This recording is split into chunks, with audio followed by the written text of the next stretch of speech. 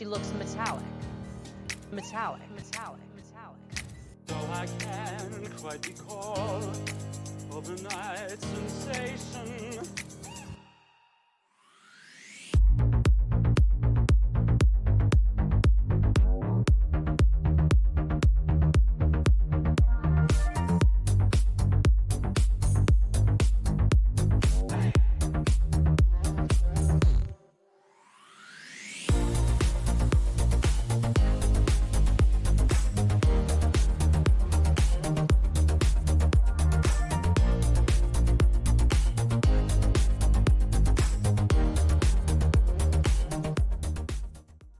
Are we back?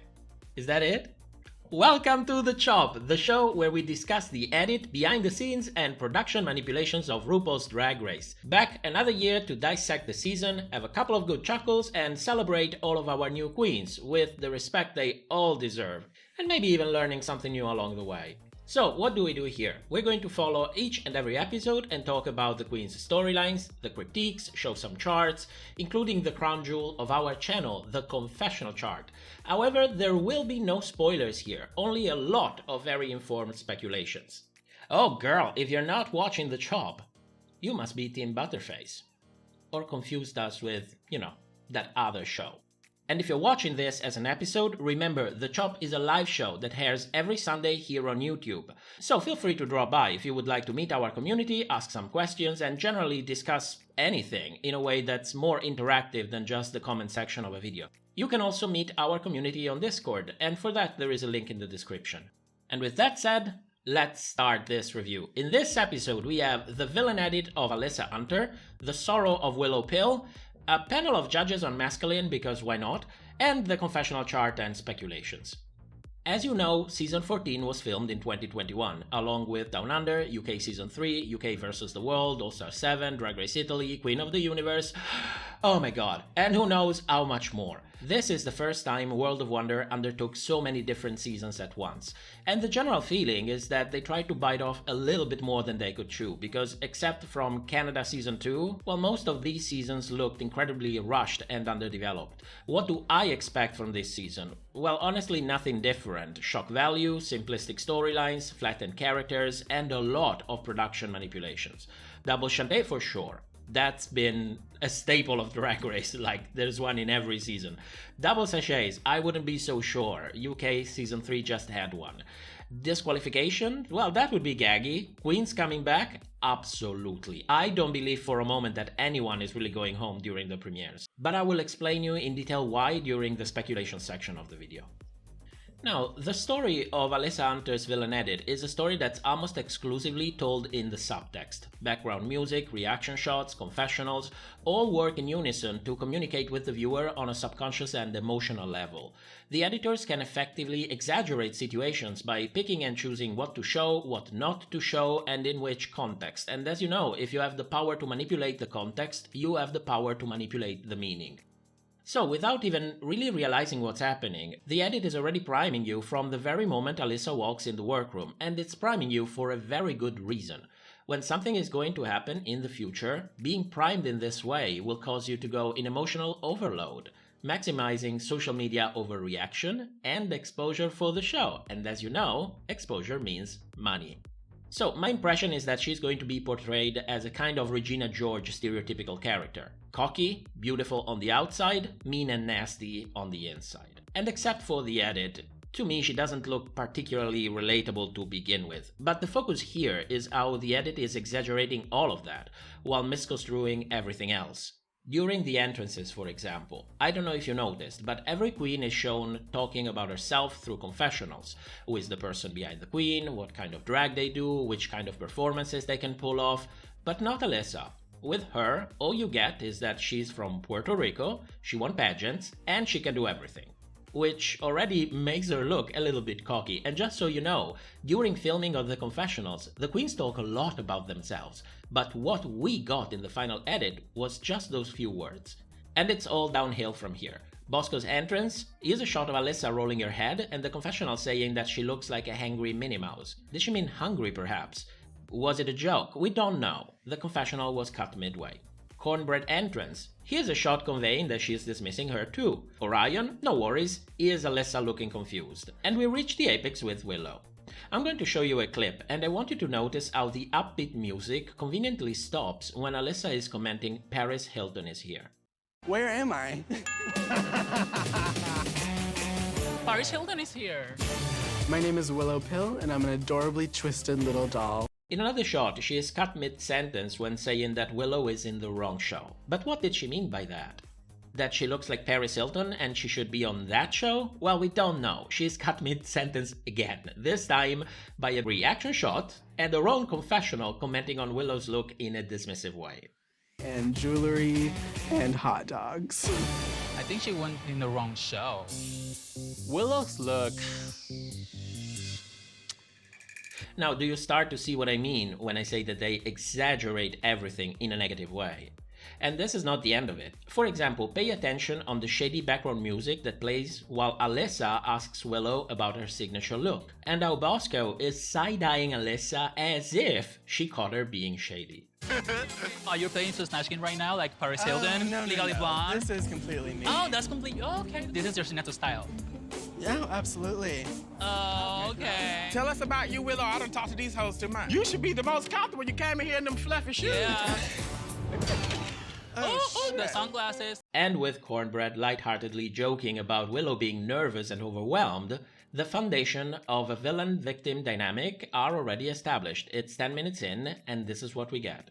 Now, why am I saying all of this? Long-time viewers already know what's the deal in here, but new viewers might not really be up to date on how cutting and pasting here and there and adding a reaction shot and a little bit of music can really exaggerate what's happening in the workroom, with the final result that the viewer has a very specific perception of a queen. And you just slowly start kind of tightening it. I'll throw a track of music down. Does that evoke some kind of response? If two queens are having a conversation, and I know that this is on one level, this is the information that the audience is getting, this conversation that you are seeing.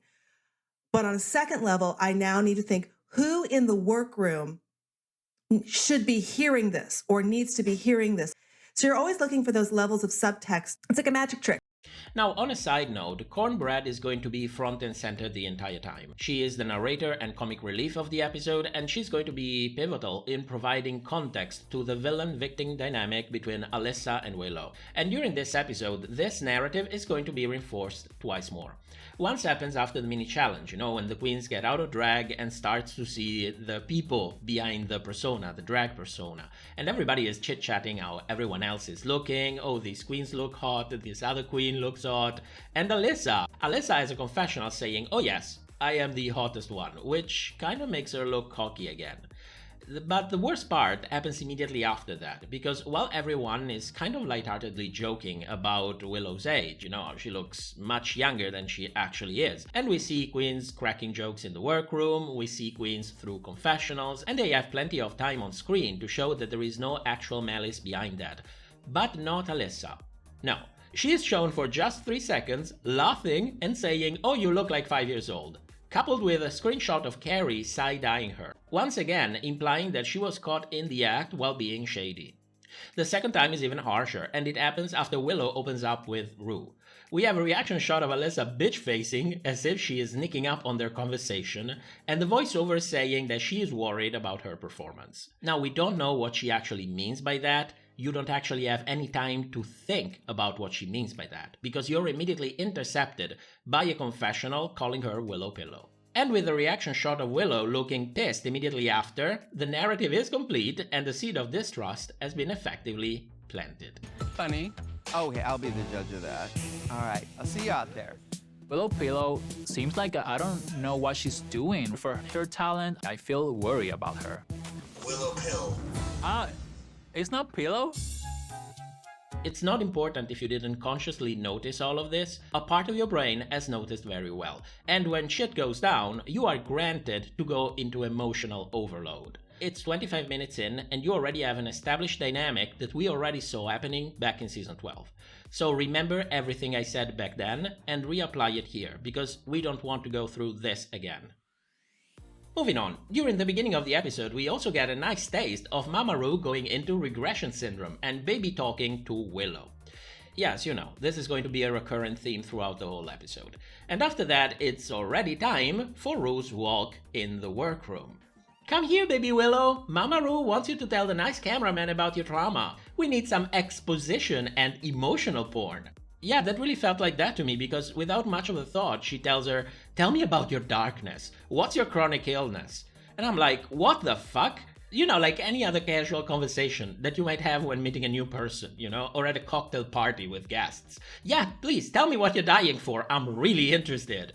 And apart from that, I mean, the queen is already overwhelmed by being there. We established that. She is still getting used to the idea of being on Drag Race, the camera crew, the field producers, the directions, the talent handlers, the time schedules. But no. Mama doesn't give two shits about what's going on here. Give me your trauma, baby Willow. Quickly. It's exposition time. And I'm like, Rue, why don't you give her time to catch her breath for a moment? Is there a shred of empathy and humanity left within you? We might never know that. But we know for sure who doesn't, don't we? Hello, Alyssa! Remember, this is going to happen immediately after this, making the whole thing an order of magnitude worse.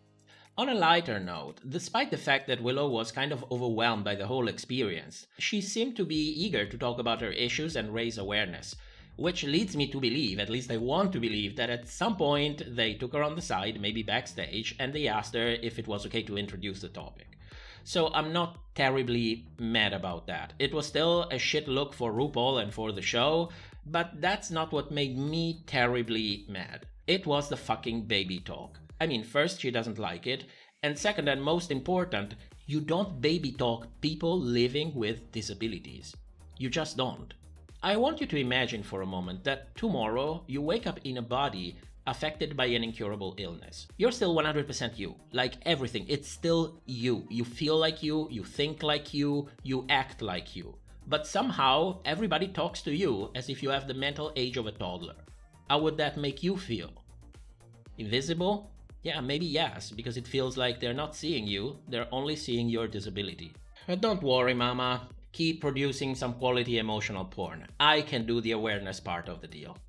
So, cystinosis is a rare genetic recessive disorder. You can be a carrier, have no symptoms, and if two carriers have kids together, there is a chance that their kids will actually have it. At the moment, there is no cure. There is care, yes, but no proper cure, not in the way we commonly understand it.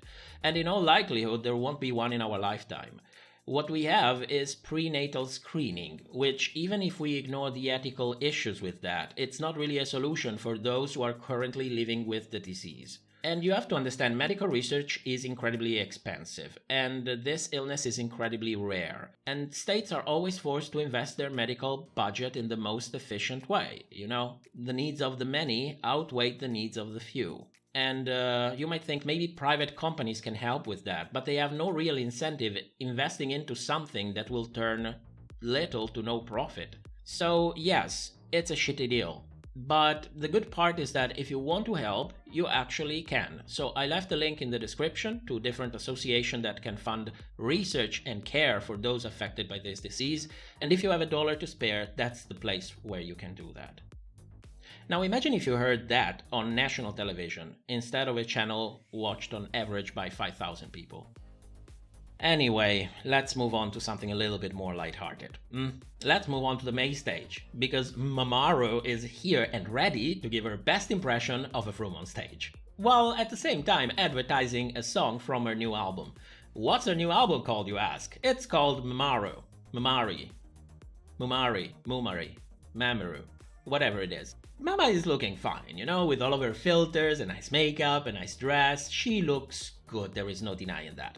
What I particularly appreciated was the addition of dancer, creating this illusion of movement on stage. Because if you try to put your hands and cover the dancers and just look at RuPaul, you see that she's not really moving there.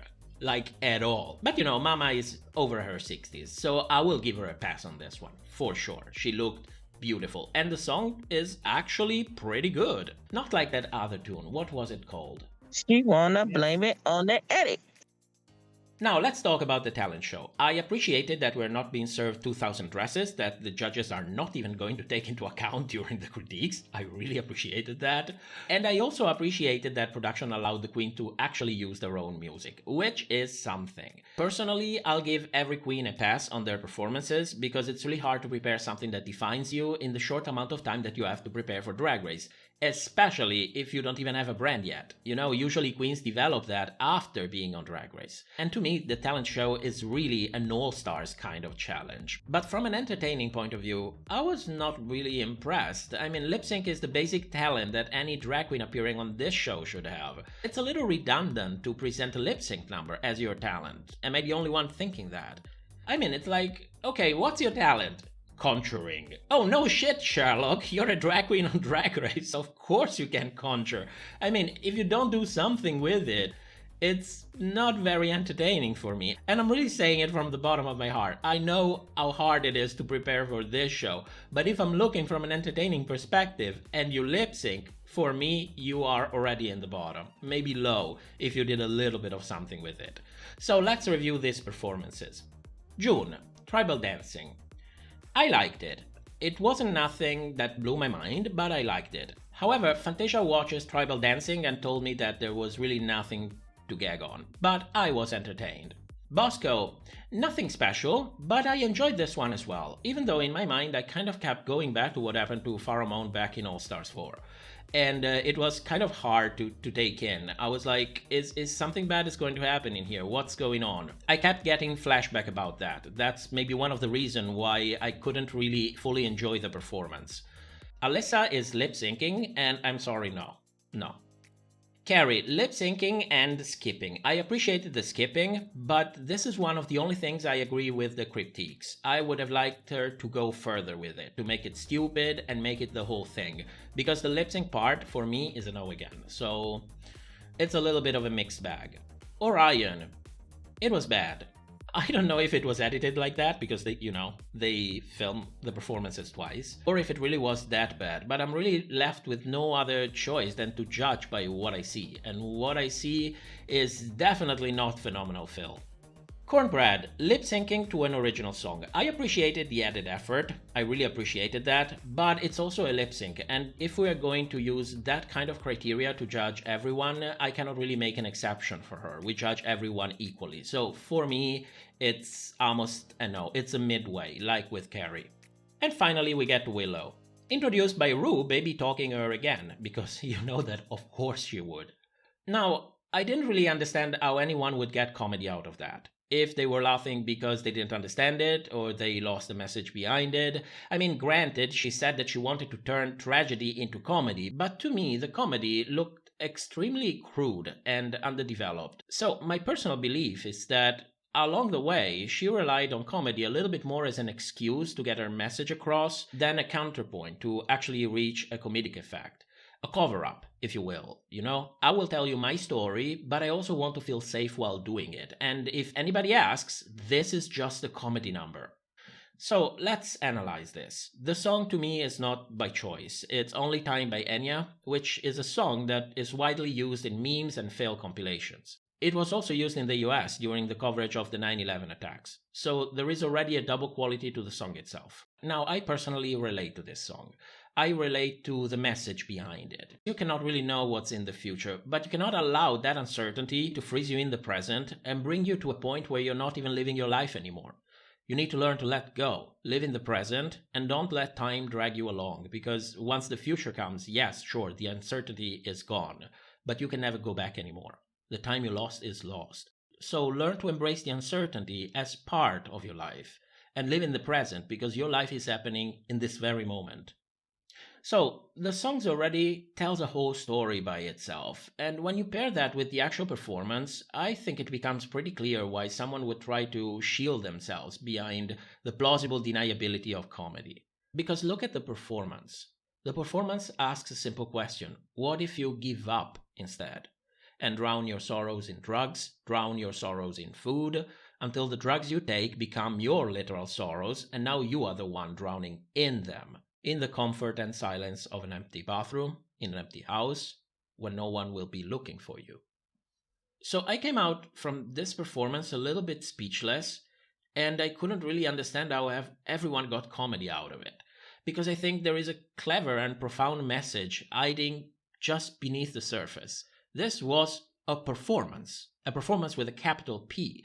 And make no mistake, that's no child over there. That's a mature and deeply sensible human being with an unfulfillable longing for the simple things we take for granted. So the moment I come out of a performance like that, and you ripped the humanity out of me, I think that's proof that you are an artist and you have done your job pretty well. So 10s across the board. It's even too good for this show. Now, after this talent show, I prepared a teeny tiny charts of the confessionals playing during the performance. This gives you a general idea of which kind of perception the editors wanted us to get. Unsurprisingly, the winner is the only one who got 2 positive confessionals, and Orion, the queen that will go home by the end of the episode, had 2 negative ones. What's interesting in here is Alyssa, because she was just low, yet the confessionals tells a totally different story. And make no mistake, this was done to send a very specific message to you. Not only she is cocky, not only she's a mean girl, she also has very little talent. And mind you, I'm not talking about the person, I'm talking about the perception of the character on television. That's 2 very different things. Moving on, what's next? Ooh, the Cryptiques. Should I play something on it? Let's play something on it. Bullshit. Bullshit. Bullshit. That's bullshit. Bullshit. Bullshit. Bullshit every fucking time! I was being realistic. Realistic with bullshit? Girl, bullshit. You are a fucking liar. Oh boy. I really missed the judging panel on Canada's Drag Race, because this one, I think it's pretty clear that they're all high as a kite. Nothing makes sense here. There is a reason why we call them Cryptiques after all. So what do the judges say? For June, the performance was meaningful. That's it. Nothing else. We get nothing about the quality of the dancing, we get nothing at all. It was meaningful, okay. But her headband was on her face and Michelle could see her grandma panties under the skirt and the dark shorts on the runway. And it was not polished. Okay, so they are judging with a high level of detail. However, we have no actual critique on the tribal dancing, and we are completely ignoring the fact that, yes, of course, you could see the dark shorts there, yes, but the rest of the outfit is completely stunning head to toe. Can we talk about that? No. It's like Michelle would get a cerebral stroke if she says something positive about someone who's going to be in the bottom. Bosco. Ross says he loves burlesque and removing one petal at the time was fun.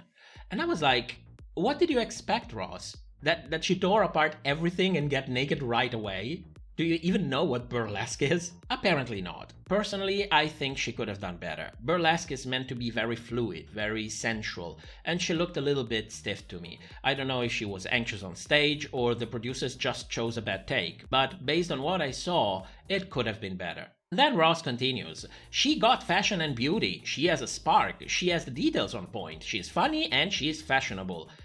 And in this point I'm thinking, could it be that Ross misread the production memo and read Bosco's storyline instead of what he was supposed to say on the main stage? How did he get all of that from the performance? Why are we not talking anything in detail? Sure, we got to June's panties, can we get something more accurate from Bosco? Apparently no, but it was a mouthful and it definitely piqued my attention. Alyssa, her number was something they don't see often, but it was one note and flat. Michelle, can you define what you mean by one note and flat? What exactly makes her performance one note and not the others? Because I have a general understanding of what you mean, but I would like to understand what made her performance one note and Bosco's performance not one note, for example. But we might never know. They say she looks incredible, so at least we have that. And then we get to RuPaul. RuPaul says, the number was designed to get to know you. Period. Seriously, nothing else. It's like they made a bad cut in the editing room, because it sounds like a sentence that is supposed to end with something. Probably the number was designed to get to know you, and you didn't manage to do that, but we don't have that. It's just left in there, lingering, waiting for a minute. And I'm like, RuPaul, you have to tell me, did you get to know her or not? Moving on to Carrie. The jump rope thing was next level and really impressive. I mean, it was impressive, I will give you that, but next level, you know, when they have like this set of fixed expression that they use during the cryptiques, you know, that they mean absolutely nothing, but they always use them, like, oh, you have a spark, oh, this was next level, you are doing exactly what you are supposed to be doing, you know, this kind of bullshit. Cryptiques then says everything and nothing at the same time. So, I don't know, skipping impressive. Yeah, I mean, it was impressive when I consider the physical abilities that you need to have in order to do it the way she did it, but from an entertaining point of view, I wasn't gagging on it. That's the point. I don't know if you know what I mean, but since the cryptiques are the ways they are, I'm trying to at least be objective with it and, you know, go beyond my personal bias. And then they continue. They say she should have started immediately with the skipping and go full stupid on that. This is the only thing I agree with during the entire cryptiques. Make it stupid, make it campy, that works all of the time. For the look, they say that they liked it because it's branding. And I thought, you know, maybe we would get something more after that, you know, the quality of the outfit, how it fits and so on, but no. Why would you spend time doing that when you can crack a triple K joke? Because why not? I mean, since we're high as fuck, we might as well joke about that. But this was not the context of a brutal roast when things like these are actually the point, you know? You're on national TV, and you're on RuPaul's Drag Race. Context matters. I know that being an editor and producers on Drag Race makes you feel like context doesn't mean shit because you can make it appear however you want, but context in life actually matters. Imagine a teenager watching this and thinking it's completely fine to joke about that in any casual situation. Moving on to Orion. One judge jokes about being triggered by 3 boobs, and another one jokes about being triggered about picking cotton. Because, you know, there's always time to talk about slavery while talking about fashion. I mean, next time on RuPaul's Drag Race, best places to go for brunch after taking a trip to the abortion clinic. I don't know, it feels so surreal to me that they are so clueless about context and, you know, what's appropriate and where and when. Anyway, back to Orion. They give her credit for being different, but the number was not structured and it was awkward. Yes, it wasn't good, but I would like to see the full edit before talking about structure. Cornbread. She looks beautiful, but she has no high and bad proportion. Plus, she has a hole in the fishnets.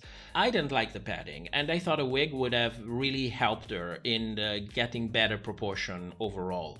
About the song, they say that they couldn't understand the lyrics. Then Ru says that she speaks black folks, ignoring the fact that we are still on fucking national television, and this is the 3rd racial joke in a row. Because you know what? Who needs tastes and timing when you're worth more than Britney Spears? Then they continue. She's a superstar, she's fantastic, she's naturally funny, she's a supernova, she delivered, she's a star. Yes, that's a lot. That's a lot to take in. And it's no, you know, actual critique, like, yeah, I got all of that, but I can tell you, for example, for me, it was really funny when she joked about Willow's flip-flops, because she managed at the same time to make me laugh and make her not take so seriously the way she's going to appear on television. Do you see? That's how you make a critique. They don't. So I get it that Cornbread is front and center, she's our hero, and all of that. But at least, I mean, for the shitload of money that you're paid to be there, at least pretend like you're trying to give a feedback, you know? Anyway, it looks like Cornbread have been waiting a long time to actually hear these words, and she gets immediately emotional. But make no mistake, Mmhmaru is here to milk every single drop, baby. Cry for the camera, honey. Come on, Mama is waiting. So you have Cornbread starting to tear up, and immediately you have RuPaul, oh, what are you feeling? What are you feeling? And then she cries for the camera, because that's what Mmhmaru wants. Oh, shit. Moving on to Willow, with some more baby talking because, of course, fuck her agency. Who gives a shit? The look, it was not their favorite, and Michelle feels her skin crawling. Michelle, that's the masculine. That's one of the side effects. I'm sorry that nobody told you, but... For the number, Michelle, it was so fun. That's it. I mean, Ross at least has the humility to say that he didn't get it, which It's a good thing. Saying that you don't understand doesn't mean saying that you're stupid. It means that you don't understand. It's a good thing. But at least it's something, it's honest. If he didn't get it, he didn't get it. But he loved it and got him hooked. Whatever it means. Apparently, RuPaul also got it, and she fucking loved it. And I'm like, tell me, Ru, what exactly did you get from it? Please go in details. I'm interested. I mean, I told you what I got from it. Can you tell me what you got from it? But she doesn't say. Instead, she says she's incredible and she comes from that world of drag too. Wait, what? Well, whatever. Then she finally elaborates. She showed the absurdity of all the things people take so seriously. And I don't think we're going to get in any more details than that, because it's already time to bring up a conversation about her health issues. Come on, little Willow. Mmhmaru is thirsty for tears.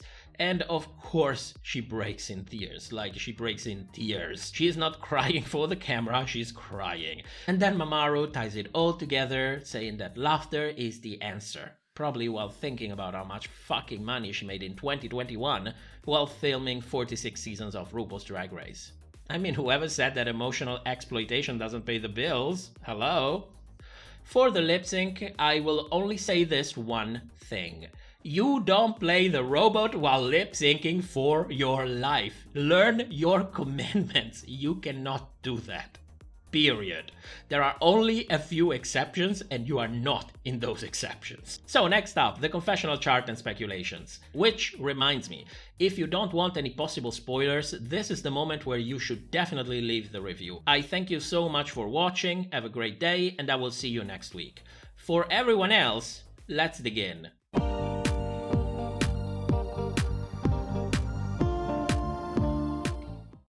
First of all, we have new viewers here, so let me tell you how all of this works. In reality television, confessionals are those intimate moments with the audience that are used to convey elements of the queen's character, and they offer incredible insight into their narrative for the season, not to mention clues on what's going to happen. I divide them in narrative, positive, and negative confessionals. Narrative confessional either tell you what's going on, or they clarify things that are happening. Positive ones have an accent on portraying a queen in a positive light, and negative confessionals do the opposite. Now, in order to do this, I don't just take into account the confessional itself.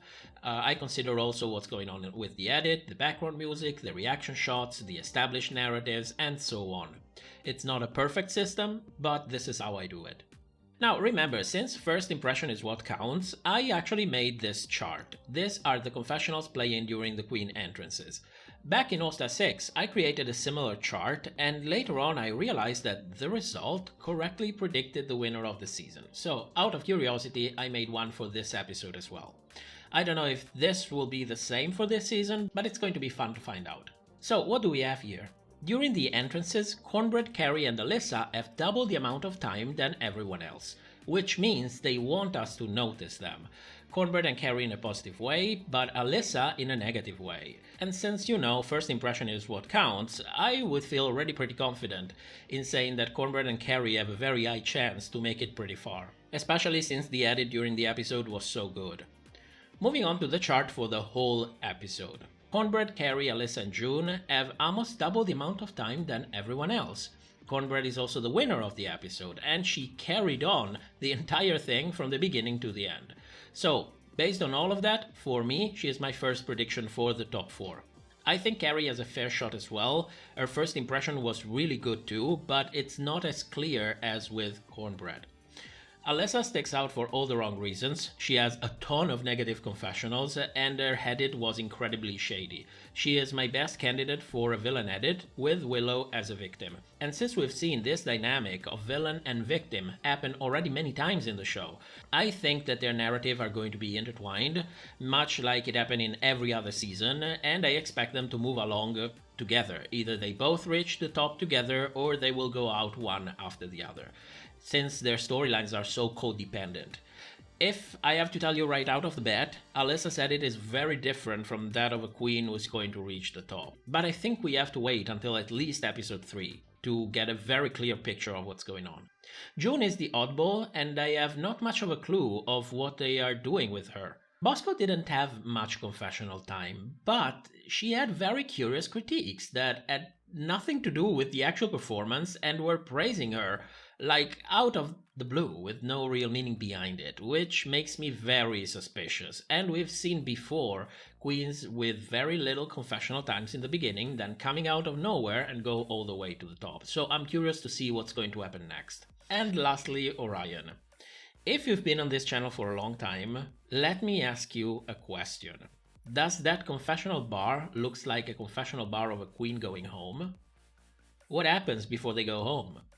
They get the moment to shine with us, the viewers, in the confessionals. They used to do it in the episode they go home, but they kind of got smarter lately and started doing it the episode before. Unless you're Utica. If you humiliate RuPaul, you'll get a last-minute villain edit and go home without confessional. So, but Orion is not Utica. And besides, this is not the only reason why I am sure she is not going anywhere. Apart from the fact that no queen has gone home during the premiere since season 11, my reason is money. Advertisement money for VH1. As you know, Drag Race airs in the US on VH1, which is a network. The network has commercial breaks. The more the episodes, the more commercial breaks. The more commercial breaks, the more the money. And there is a ton of commercial breaks during Drag Race, almost every 7-8 minutes. Every time you see this, then there is a commercial break.